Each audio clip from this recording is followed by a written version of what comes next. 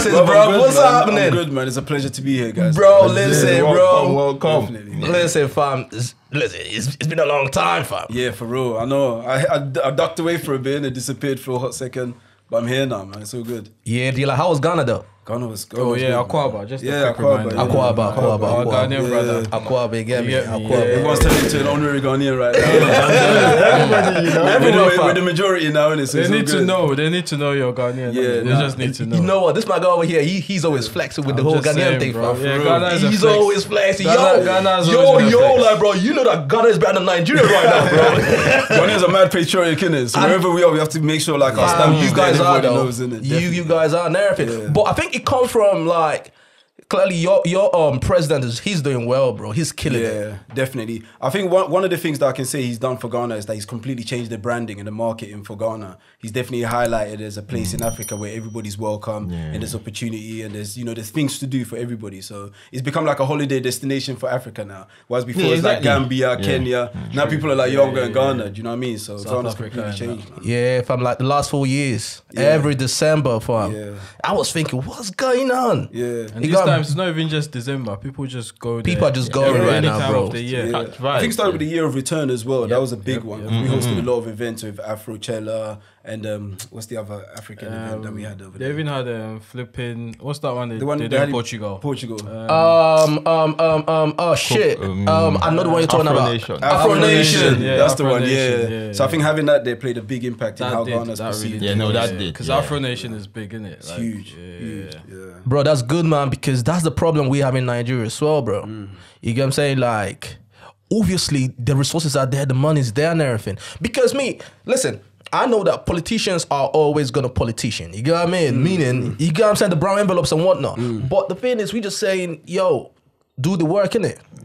You get what I mean? You know what? You guys But in just Ghana, you need how to is make it? people feel welcome into your country. First of all, you need to reduce the crime levels in your country. But there's crime everywhere. I don't think that's the problem, though. It is. People are scared to go there because they feel that's what they think about when they think about Nigeria.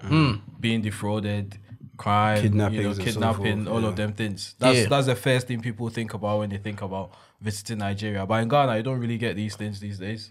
Is it that it's not happening or is it It is that what? happening, but on It's a happening, but I low don't think on scale. that scale, yeah. Okay. There's an interesting thing one of my friends said. He's like, so whenever I'm in Ghana, he always flies out from Nigeria or wherever he is straight to Ghana. And he said when he's in Nigeria, he feels like he has to roll with security all the time. He doesn't feel safe rolling around at night. I don't know the crime statistics in Nigeria or whatever, but he says when he's in Ghana, he feels more free. You know what I mean? He doesn't feel as threatened as he does in Nigeria. So maybe that plays a part. Maybe it's a negative connotation that people are put on Nigeria, but it is something that a Nigerian who actually actively lives in Nigeria I'm says he saying, feels innit? himself. Yeah. To an extent. Yeah, I see what he's saying. But also, I think you know the thing about Nigeria is right. Anything that happens is so loud. Yeah, You get what I'm saying? Every little thing that happens with Nigeria is so loud. So with the whole crime rate and the whole 419 and whatnot, right? When it happens, like for example, Hush Puppy, bruv. The thing was on CNN, fam. Yeah. You get what I'm Was saying? it FBI involved? Yeah, FBI got involved in shit. You get what I mean? So everything that happens with Nigeria is so loud. Sometimes it's our fault, but then also it's because Nigeria is massive. That's what happens. But I think the main issue that we're having are just the politicians, bro. You get what I'm saying? Like at the end of the day, cool. I mean, politicians are always gonna do their thing, but you just gotta do some work. Because some of these guys are billionaires. I'm talking about in dollars, bro. Yeah. Not Most even in of naira, them, bro. Most of them. Like if you get to a top position, you must have stolen a lot.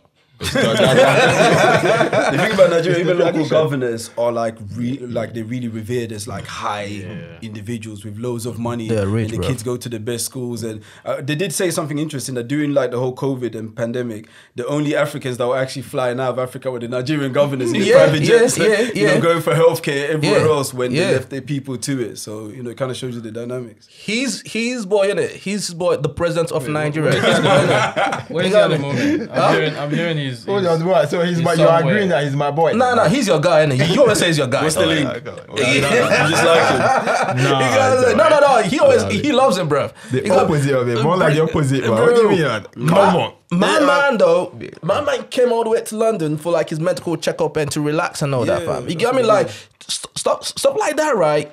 Are you trying to say that the doctors in Nigeria and the medical system in Nigeria is not like Well, if the good for you or presidents- something, if bro. the You presidents get and what the I'm saying? governors are not willing to use them, then that kind of is a bit That's- of an that- indicator as that's well. the problem. But it's not just That's an issue. Nigeria. You know they though. all It's not do just it. Even the Nigeria. Ghanaian, Yeah, the yeah, Ghanaian of president course. does it too. It's not just Is it? Nigeria. Yeah, it's not just It's Nigeria. not just Nigeria, fam. But that's course the it's thing, not. though, because the African presidents and the politicians and all that, right? They have to invest into this medical system, you know, because it's not a good look you traveling to another country to do your medical checkup. Because we saw, like, for example, the prime minister here, he got COVID. He didn't go to bloody US to do his checkup. He came to London and did his thing, you know, and that's just the problem that we have in Africa. Because Africa has a lot of potential, bro. Because think about it, look at Dubai, Saudi Arabia and everything. Them places, there's nothing that they got there that we cannot build in Africa, innit? You get what I'm saying? But shit, that's just the problem we have. It's heavily resource rich. Like I was recently watching a documentary about Congo, and they were talking about, you know, the coltan mining for like our mobile phones and everything else. And there's this guy there who owns like one of the biggest mines out there. And the only reason why he owns this mine is because during the Civil War he was a rebel leader. So that was the land that he claimed during the war. Yeah. So it was like stolen land that he claimed. But unfortunately for him, he ended up in like being like a multi-billion-dollar worth like land, Yeah. because that's where all the coltan was and Yeah. stuff. So he's got all of these deals with all the various companies in the Western world, and he earns about like 2 million a day or something just mining. But the crazy thing is, they showed his office in this documentary, and his office, you know, everybody knows uncompleted buildings in Africa. This is like a quarter completed building in Africa, yeah, barely laid foundation, and this is a company that's making about 2 mil. So that just shows you the mind state that, you know, I'm willing to earn the money, but I'm not willing to invest it where I sleep and where I lay That's my what it head. is. And That's that what to it me is. is where the issue lies. Because if people are not willing to do on a fundamental level, then how are they going to do on a corporate level Exactly. to expand the whole country as a whole? It's just Exactly, you know, it's the mindset bro. change that's required. Exactly. As well. 'Cause the money's there, man. The money's there. The money. resources are there. You know, the people are ready to work. It's just, all right, cool. Bring out the money. And that's where the problem is.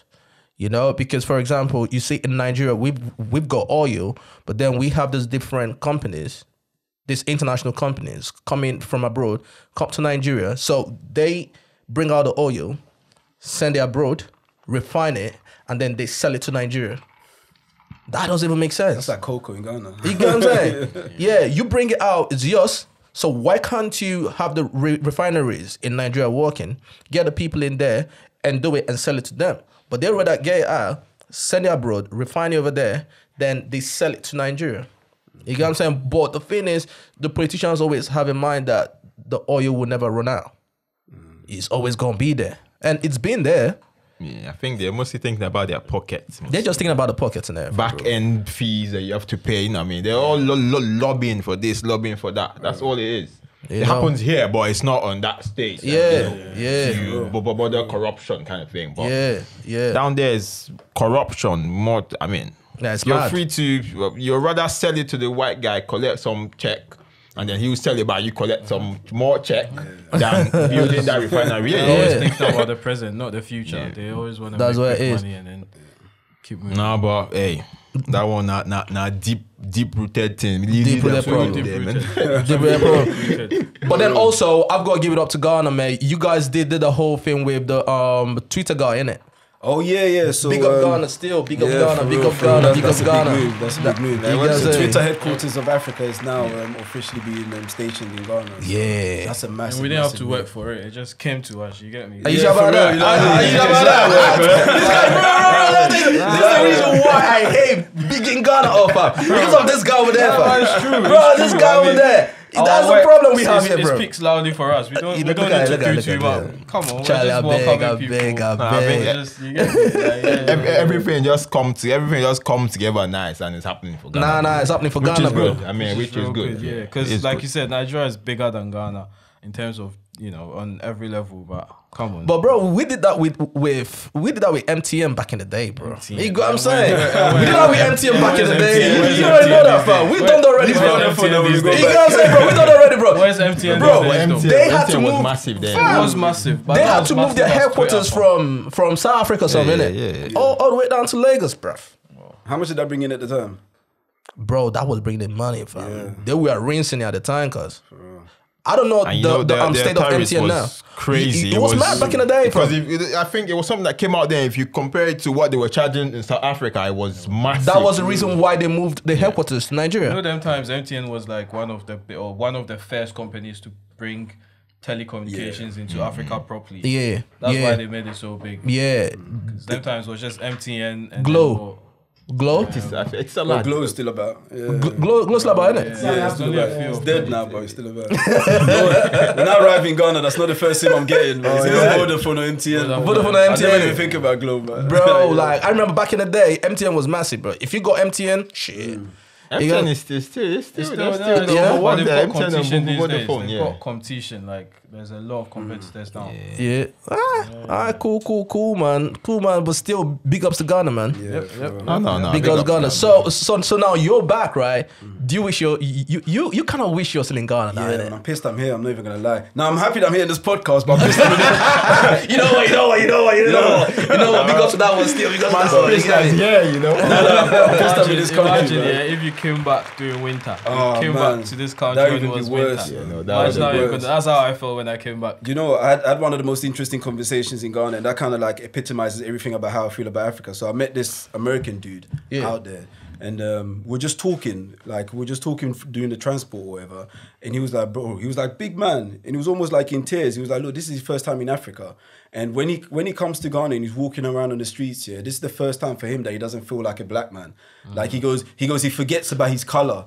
And for him, living in America his whole life, well, 35, 36 years that he's lived in America, every second of every day he's walking around with that burden of thinking, oh, I'm a black man. How am I supposed to act in this environment? How am I supposed to move? How are people watching me? How is my demeanor? People judging me based on my demeanor. But when he was in Ghana, he was like, bro, I don't... Like she was calm. Yeah, he goes, I just feel like another human being here, man. He goes, this is life. This is how it's supposed to be. And me, when I'm in Ghana sometimes, I like these robes. You know, these long, like Muslim. I'm not Muslim, but you know, I love wearing it. They're comfortable. I just roll around in it. And he was wearing a similar one. He's like, bro, if I walked around with this in my country, they might just think I'm coming to do something like that thing. It might get shut down. But here, he's comfortable. He's doing it. He's calm, buying bro. kebab on the street. He's free. Do you know what I mean? You're in your homeland. Yeah, but you know what? That's the way Africa is. But we are very welcoming.